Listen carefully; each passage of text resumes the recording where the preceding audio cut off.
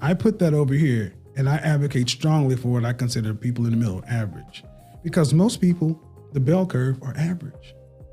And where the biggest disconnect is right now is average men are not desired by women that are average. Women have openly said, I would rather be in a rotation of a man of high value than to get with a man and do the things we're talking about building. Don't go on a second date with somebody you would not have sex with. And that you're not, and you need to have asked the questions, big picture, time frames and things like that, because many of you ladies fill in questions instead of fill in blanks without asking the question. Question is, should you put your man on a pedestal? Mm-hmm. That's the question. Mm-hmm. And I believe that you should, you should respect your man, and you should always just immediately not play any games and put them on pedestals. But now I think what women the challenges with that is when you give too much too fast and you're showing someone that you're there for them, you care about them, and then they kind of like don't respect it. You know what I'm saying? They're like, oh, we got her. She's good. She's in my pocket. Let me go over here and now do something else. So then you're kind of like, well, I'm showing you how much I care, how loyal I am, and how much Has this happened to you personally? This has happened to me before, yes. As an adult? Yes. As an adult. And was this a boyfriend or someone you were dating? Dating. Okay. Were they putting a lot into you as well? At first, I felt it was very much so mutual. Okay. And you're saying that we don't have any problem doing this, but then if we do this, we run the risk of guys being an imbalance and then them stop and thinking, well, I already got her. Do you think you're dealing with a man at that point? No. Therein lies the problem. Men don't move that way. Males do, boys do, but men don't. Because it makes no sense.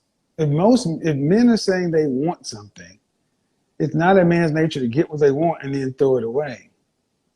The question is, are you vetting the kind of guys you're talking about to decide whether or not they're males or men? Who helped you pick the guy that you were dealing with? Did he want what you wanted? Did he want what you wanted?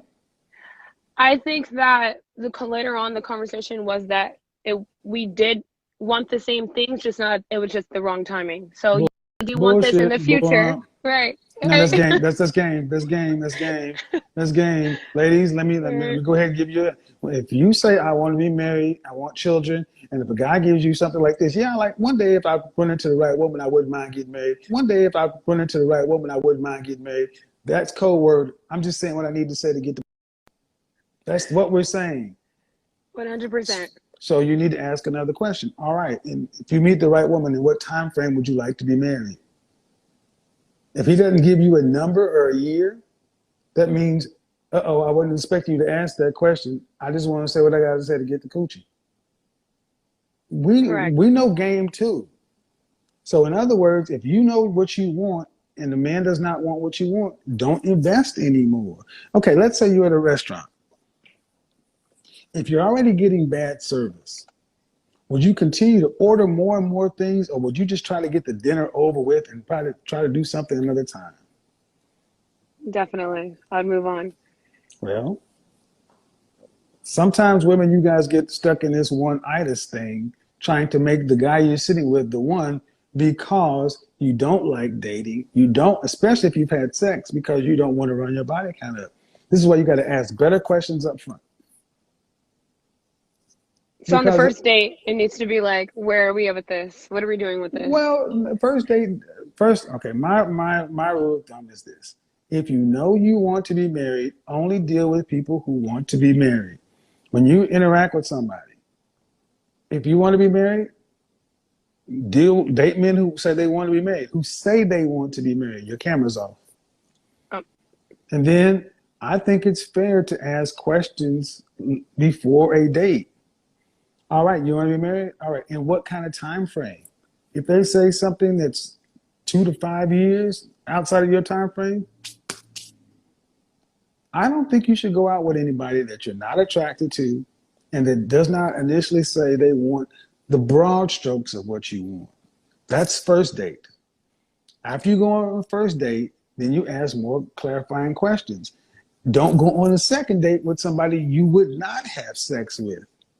And that you're not, and you need to have asked the questions, big picture, time frames and things like that, because many of you ladies fill in questions instead of fill in blanks without asking the question. So, as many of you know, it's been a year since Kevin Samuels sadly and suddenly passed away, right? And you know, so much has changed, but at the same time, so much has not changed.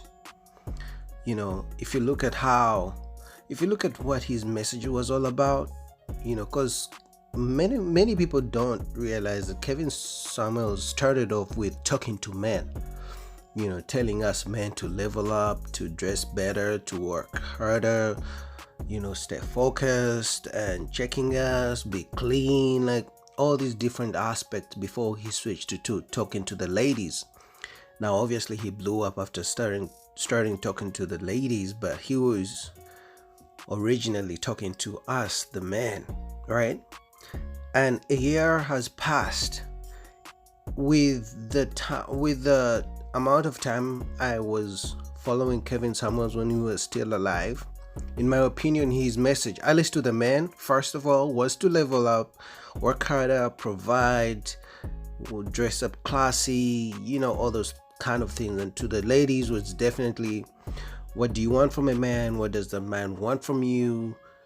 Find out what men want, be better, work out, you know, don't make babies unless you're married. You know, for me, in my opinion, that was the general message I got from him, right? And so many people obviously did interpret his message differently. Some people didn't like him, some people liked him. I'm going to assume majority of people liked him, but when he passed and how so many black women online were celebrating his death, like what this lady right here. You didn't mention me, sweetie. This is an ignorant panel. If you're gonna sit and try to degrade me from what my opinion is, sweetie, you just sound like a Kevin Samuels Jr. You sound like a Kevin Samuels Jr. who died with a prostitute on top of him because he was taking too much Viagra and Red Bulls, which will be you, because you're getting a little older, baby. You're getting a little older, baby. You better watch it. These are the type of women you need to stay away. These are the type of men you should stay away from that want to take you on coffee dates, that call you. That's it. And call you name. I could not believe it. Like, it's one thing to disagree with someone's opinion, right?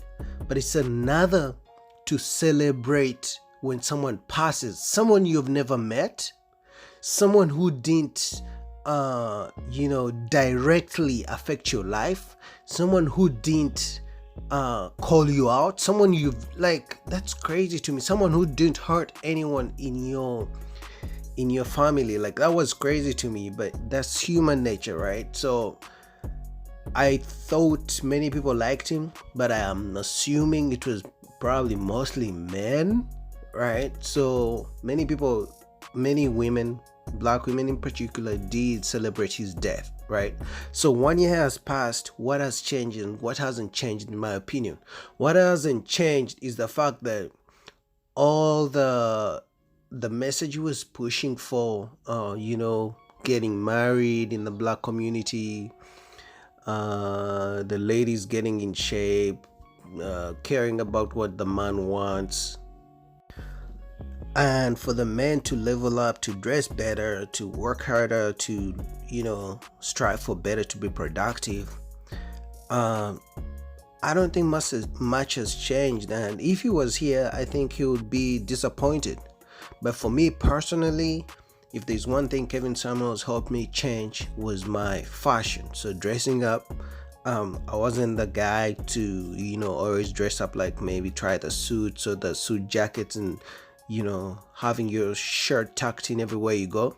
But right now, I feel like everywhere I go, I'm not even talking about work. I'm talking about like when I'm going out to hang out with a restaurant, or I'm going to a movie or something. Like, I always feel like I want to dress up. Now, before I thought it was you're overdressed, but it gives me so much confidence going out and looking around. And it's like I'm the only guy who has his shirt tucked in with a belt and with a suit jacket or with a blazer. Like, that gives me so much confidence, but it also just becomes so much part of my life that if I go out and I'm not dressed like that, I don't feel good. Like, I feel some kind of way. I feel like I'm not dressed right, so that's one thing I picked up from him. But also, obviously, working harder and having goals.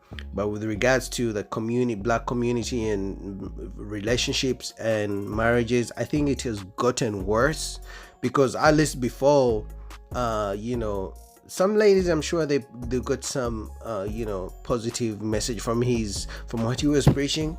But I think now that he's not here to actually keep talking to the ladies, I think most of them who probably were trying to take his message and think about it probably don't care anymore, because he came in as a big voice. Like, he came in as a force of change when it came to relationships between black men and black women, right? But now he's gone, and I think the only change that has probably happened individually, but not as a collective. And I don't think things are gonna get any better. I feel like there's more of a divide between, when it comes to relationships, there's a divide between black women and black men, and I feel like he was the one who was trying to bridge that gap. But as soon as he died, black women celebrated his death, and that's scary to me. That was scary to me at the time. And 1 year after he's gone, for those of us who saw the positive message, the positives in what he was preaching, we miss him. But I learned something from him, and I'll keep going with that in my life. And to his family, his friends, I hope God keeps you strong, and that in some way, shape, or form, you can keep his message going.